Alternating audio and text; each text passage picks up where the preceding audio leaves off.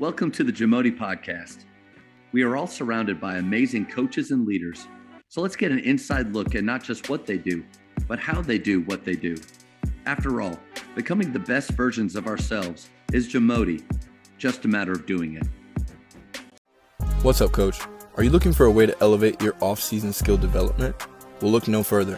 With the Bology app, you can build a workout with our library or create your own content. Send that workout to your players, and then your players complete the workout by recording their session on their phones.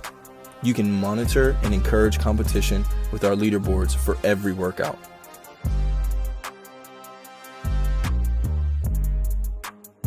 Bology offers player development solutions in the palm of your hands. Get your team started today by going to bology.com for more info. 40 years of experience, I think you must have some daily habits that have helped you throughout the years, the high times, the low times, just continue to move forward. So what are those habits that set you up for success? Well, I have to say that Bible study, the daily Bible reading, prayer is the foundation. And man, the old devil will try to make us too busy and have urgent things that we feel like we don't have time to do the basics and stay in the Word. But where you can really tell a big difference if you move away from that, and a great difference when you just turn back and start that habit again. But that's a great way. I like to start my day that way. It's not always possible, but at some point in the day, got to fit in Bible study. And of course, you can pray throughout the day anytime. Yes, The sir. other thing is just to show up with energy. It doesn't matter what, if the kids were up late, if you were up watching film till 2 because of a tough loss the night before, or whatever, the circumstance don't matter. Just show up and have energy. And then I think high expectations, that's a habit that I try to have for myself and for our team. And I think that's one of the greatest gifts you can give people is high expectations and hold them accountable to that. I love how you started with the Bible study, getting in the Word, starting off the day. You're right on the money, Coach. The days, or sadly, weeks in my life where I haven't been spending time with that relationship, and that's the way we've got to look at it, is a relationship. And how many relationships grow or get better with no time, with no investment? And so, but when I'm not doing that, it's amazing how the problems just seem to be a little bit bigger. Situations just seem to be a little bit worse. But then the opposite's true. Yeah, that's so very true. And I'm glad you brought relationships up, because that's, when I first started coaching, I thought X's and O's were the end all be all. And that, if you found the right X's and the right O's, then you were going to be successful. And really what I found as my career has gone on is that relationships are much more important than the X's and O's. And if you have a good relationship with your players, you can get them to buy in and believe in things. And sometimes may not be the most sound, but when they believe in it, they make it work. And I've seen that happen time and time again. So yeah, my spiritual relationship is really important, but our relationship with others, and it impacts both of those. No doubt. And it definitely impacts the expectations that you're able to have with your players. I can't imagine trying to hold players accountable or to let them know or to have high expectations of them if I don't truly either know them or have that type of relationship with them. Because what is it? It's the quote we've all heard. I think it's attributed to Don Meyer, but they don't care how much you know until they know how much you care. Is that Don Meyer? Coach Meyer, probably. Everybody. Yeah, it is. You can either say Don Meyer or John Wooden with most quotes, and you're close. Yeah. Yeah. Coach Meyer ended up being a great friend of ours, and we got him to come to Eastland 3 times for clinics. Yeah, believe it or not, tiny Eastland, 2009, 2011, and then the very last clinic that he did in 2014 before he passed was here. Wow. Yeah, great man, great mentor to me, great friend. I'd love to, if just off the top of your head, what are some things that when you were around him, you just felt that there's something different about him? Well, that's hard to pinpoint one thing. Or many. Yeah, the greatest times were I picked he and Carmen up at DFW Airport, and so it's about a 2-hour drive back to Eastland, and so we were captive, in that Suburban, and the first thing he would always do is grab my planner and go through it and start, hey, you need to do this, Doug. Like, what? Here's something that'll help you. Like, he was always giving pointers, and Carmen would be like, Don, he doesn't want you. But those 4 hours, coming to Eastland and then leaving the clinic and taking them back, and some just golden nuggets of wisdom that he provided. And I got to do that 3 different times, and I wouldn't trade it for the world. Carmen and I still stay in touch pretty regularly. She's doing really well.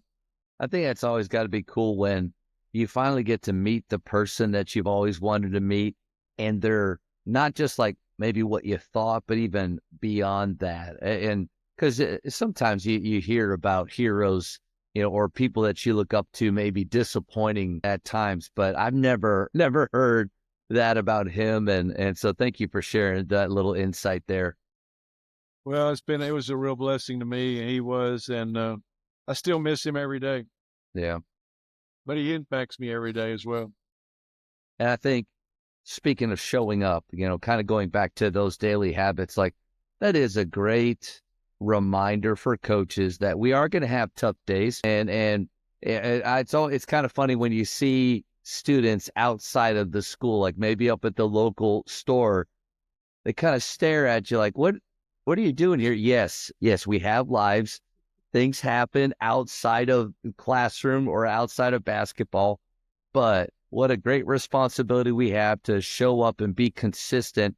And like you said, especially with our energy, because how can we have high expectations of our players and want them to show up the right way if we don't, right?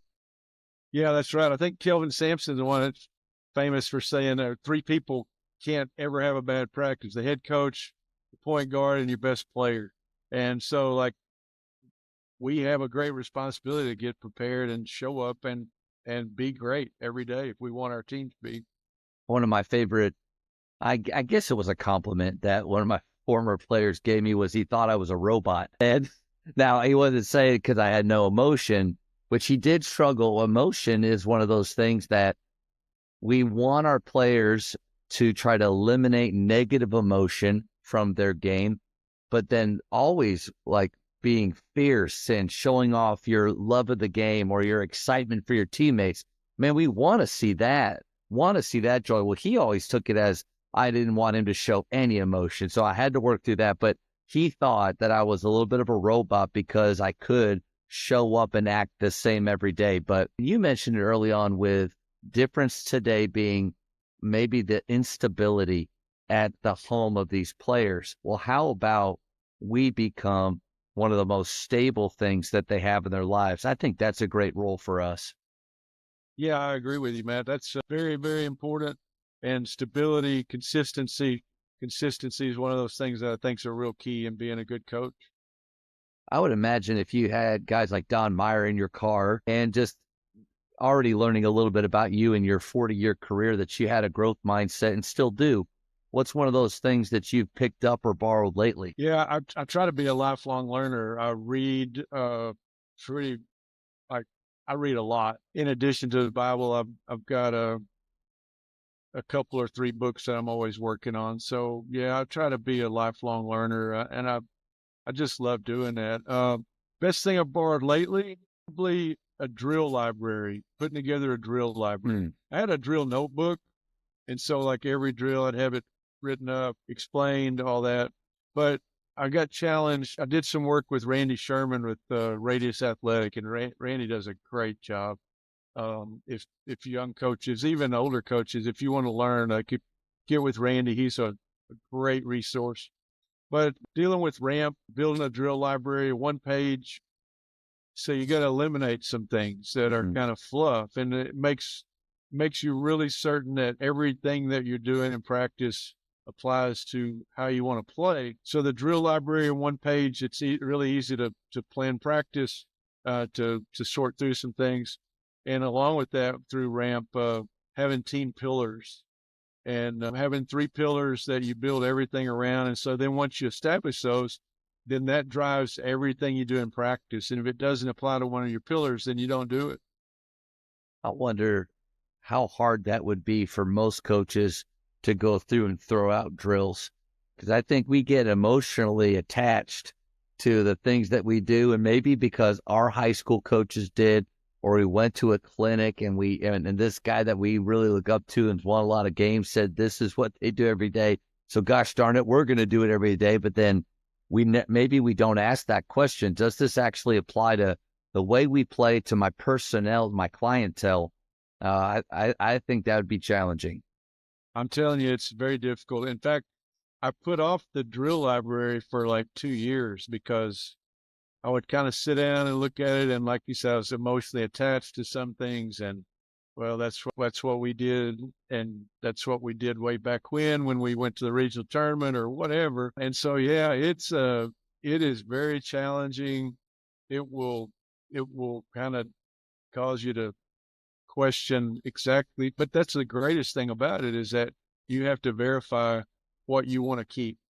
Yeah. I think when I started off in faith, I mean, I had the luxury of getting to play for great coaches and then work for great coaches. Jeff Clarkson was at Amon Forest, Plano East, now Prestonwood, and then the great Wes Watson at McKinney High School, one of my favorite people. And see, you smiled like nobody has something negative to say about Wes Watson.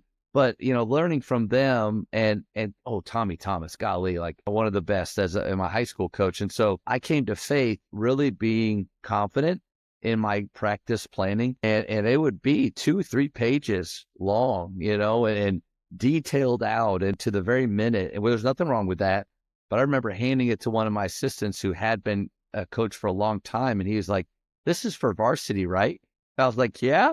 He's like, "All right, it's a lot, and a lot of it, they should know this stuff by now." It was just kind of a light bulb moment. Okay, like what ways can I simplify? What drills do I have that are separate that could be combined to where we're saving a little bit more time? And coach, it's gotten to the point now where it's 6 or 7 things, five or 6 things throughout. But what I realized from that is they're my favorite drills.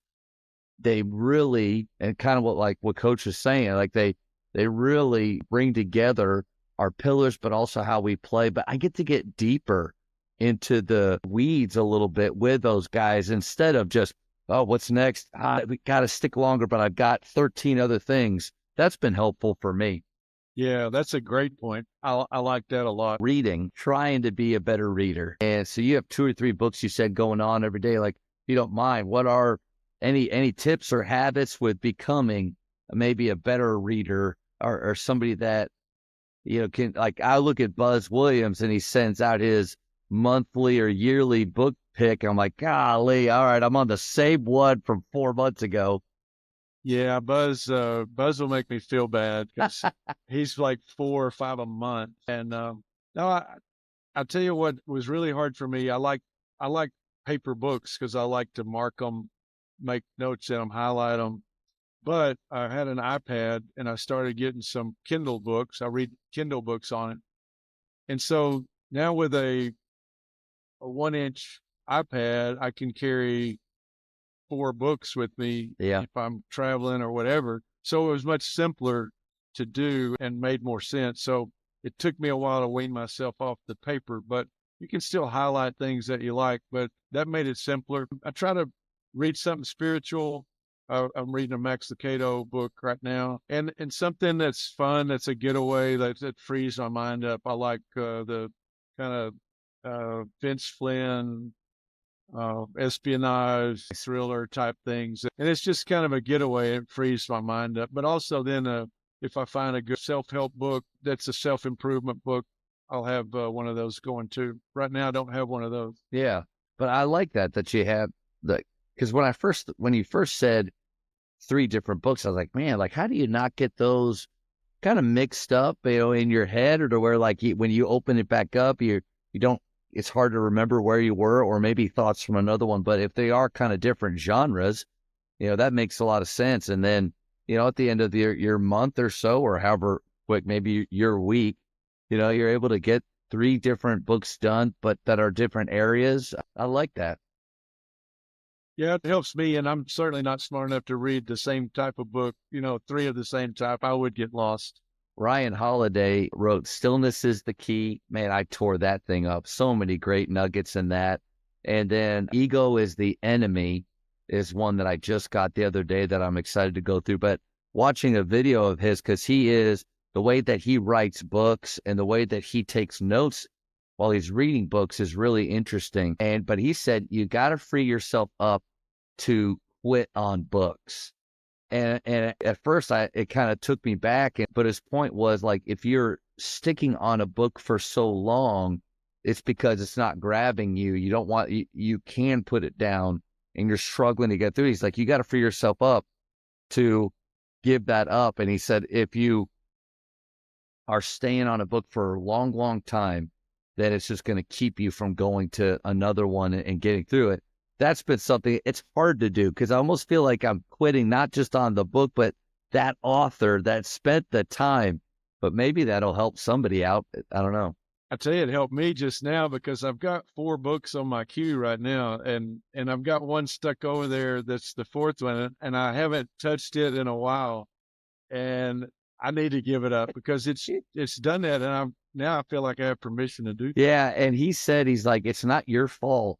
And this is bad because I wouldn't want anybody to think this, I don't know, of The Leftovers or anything, but like, guys, anybody that's reading the Leftovers, if you don't like it, feel free. You're not hurting my feelings. You can let it go. But he said, he's like, if they didn't write a good enough book to hold your attention, then, I mean, kind of a harsh thought, but I do think I've held on to a book, not wanting to let it go. And he said, another thing he said too was to put it down for a little while and maybe you pick it back up. That's a good nugget, I think. That's an author that I really want to get into. I've heard great things about his books, and that's probably my next purchase. Yeah, the Daily Stoic too. Like YouTube is, and that's where years ago I heard this, like turn your car into a mobile classroom. And so I don't watch the videos obviously while I'm driving, but I listen to him, and his stuff on YouTube, really good. Coach, I think you'd like it. Thank you for checking out today's episode. Please take a moment to subscribe to this podcast, share it with your fellow coaches, and find us on social media for what's coming up next on the JAMODI Podcast. It's just a matter of doing it.